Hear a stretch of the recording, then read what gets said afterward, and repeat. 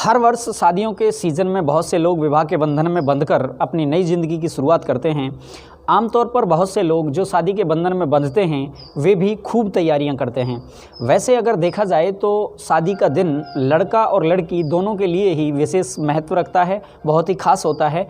लड़का लड़की दोनों ही अपनी शादी को लेकर काफ़ी उत्सुक रहते हैं और अपनी शादी की तैयारियों में काफ़ी समय पहले ही जुट जाते हैं। हर कोई अपनी शादी को खास बनाने की हर संभव कोशिश करता है, प्रयास करता है। खासकर लड़कियों में ये देखा गया है कि वह अपनी शादी वाले दिन के लिए हज़ारों सपने संजो कर रखती हैं। लड़की के मन में बहुत सी आकांक्षाएं होती हैं, बहुत सी बातें होती हैं। हालांकि ये बात भी उतनी ही सत्य है कि लड़कियां शादी के लिए अपनी नौकरी भी छोड़ देती हैं। लेकिन आज हम आपको ऐसे मामले के बारे में जानकारी देने जा रहे हैं जहां पर दुल्हन अपनी शादी की सभी रस्मों को छोड़कर सीधा जॉब की काउंसलिंग में पहुंच गई।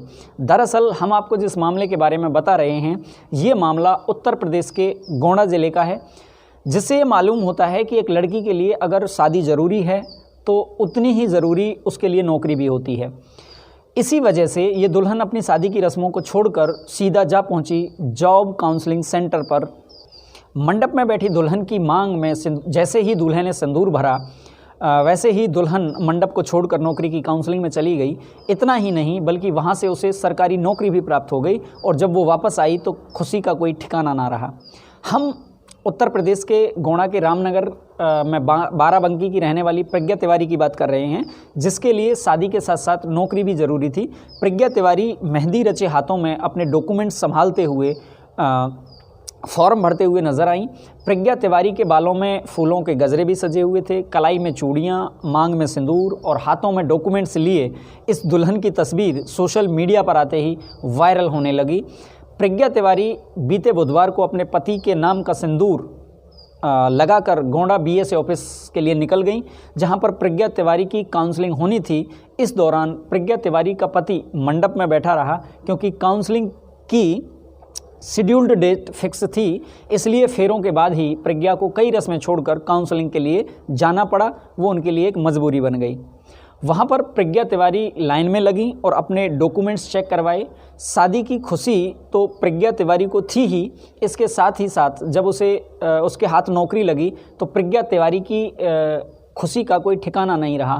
प्रज्ञा के चेहरे पर झलकने वाली खुशी का अंदाज भी देखने लायक रहा। प्रज्ञा का मानना है कि उसके लिए कैरियर ज़्यादा मायने रखता है, इसलिए अपने दूल्हे को अपने इंतज़ार में मंडप में छोड़कर वो काउंसलिंग के लिए आई थी।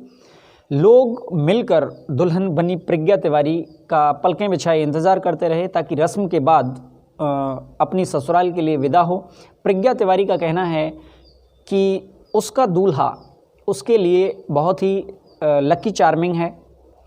फाइनली अपने जीवन में आने के बाद ही उसे नौकरी मिल गई। प्रज्ञा ने सभी पेरेंट्स से ये अपील की कि वो अपनी बेटियों को खूब पढ़ाएं ताकि वो सेल्फ डिपेंडेंट हो सकें। प्रज्ञा तिवारी ने आज जो मुकाम हासिल किया है वो उसका श्रेय अपने माता पिता को देती हैं और बेसिक शिक्षा अधिकारी ने भी प्रज्ञा तिवारी को बधाई देते हुए कहा ये बड़ी बात है कि कल ही शादी हुई है और आज नौकरी लग गई। प्रज्ञा काउंसलिंग कराकर वापस बाराबंकी चली गई। प्रज्ञा तिवारी बेसिक शिक्षा विभाग गोंडा में शिक्षा के पद पर नियुक्त हुई हैं।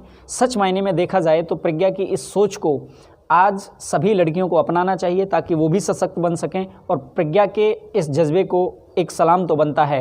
मैं भी प्रज्ञा के इस जज्बे को सलाम करता हूं। मैं सिकंदर गुर्जर अब आपसे लेता हूं विदा। मिलूंगा एक नई वीडियो में एक नए कंटेंट के साथ। तब तक के लिए व्यस्त रहिए, मस्त रहिए, स्वस्थ रहिए। जय हिंद, जय भारत, वंदे मातरम।